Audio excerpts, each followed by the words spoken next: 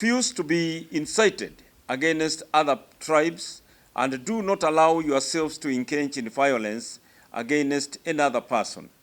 B, refuse to be bribed to vote for any candidate, indeed determined to vote against any candidate who dishes out money, knowing that they will later on steal public funds. C, arise and say no to laws and policies that are oppressive and those that cause an increase in poverty. D, demand for accountability and good performance from all political leaders as well as heads of constitutional commissions. As a result, the residents in our counties have lost confidence in the political leadership, blaming them for poor performance. So serious is the sentiment that if elections were held today, 70% would not re-elect their member of county assembly, member of national assembly, women representatives, senator, governor, or the president. We call upon all political leaders to take a heart the warning God has given in Isaiah 10:1-3, woe to those who make unjust laws, to those who issue oppressive decrees to deprive the poor of their rights and withhold justice for the oppressed of my people, making widows their prey and robbing the fatherless. What will you do on the day of reckoning, when disaster comes from afar? To whom will you run for help? Where will you leave your riches? Number 4, message to the people, to all our brothers and sisters in Kenya. We appeal to you to carefully consider the warning God has given in Galatians 6:7. We must be very careful who we elect as leaders, for the nation will always reflect the character of the leaders. To redeem the nation and transform the state of the lives of the people, we strongly recommend for politics and campaigns. Let us constantly apply the guidelines that were issued by the NCCK Executive Committee on Ministering to Politicians, which indicate that 1, all politicians who attend worship services are to be treated the same as all other worshippers. 2, all monetary and material contributions should be treated as offerings and should not be announced or given with the ceremony. 3, politicians should not be allowed to address the congregants inside the church, but can instead speak to people outside the church building after the service. 4, church leaders must remain objective and non-partisan and must avoid endorsing or opposing any political party or leader. Based on surveys undertaken in the Lower Eastern region, we have found that the state of the lives of the people is not good. Some of the pointers of East status are: A, 82% indicates the general mood is unhappy and depressed, and only 3% say they are happy about life. B, 74% indicate they are poor today compared to last year. They only compared to the last year, while 26% say their situation is same as last year.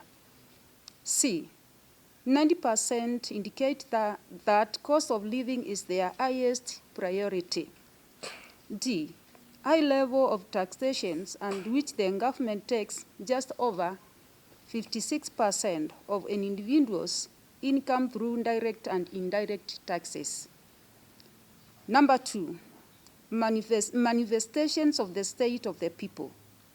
This forum observed that the state of the lives of the people has been characterized by different manifestations, which include: A, rising cost of living and high taxation; B, closure of industries leading to unemployed and layoffs. C, closure of business due to lack of cash flow. D, increased poverty.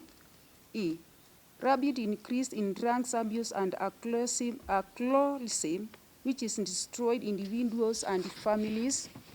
F, school dropouts and education challenges. G, early pregnancies. H, increase in debt and general insecurity. We in this forum noted that this situation remains unresolved. The results will be increased corruption, more demonstrations due to public frustrations, political and election-related violence, and family and social breakdown. In 2 Corinthians 5:20, we are therefore Christ's ambassadors, as though God were making his appeal through us. We implore you, on Christ's behalf, be reconciled to God.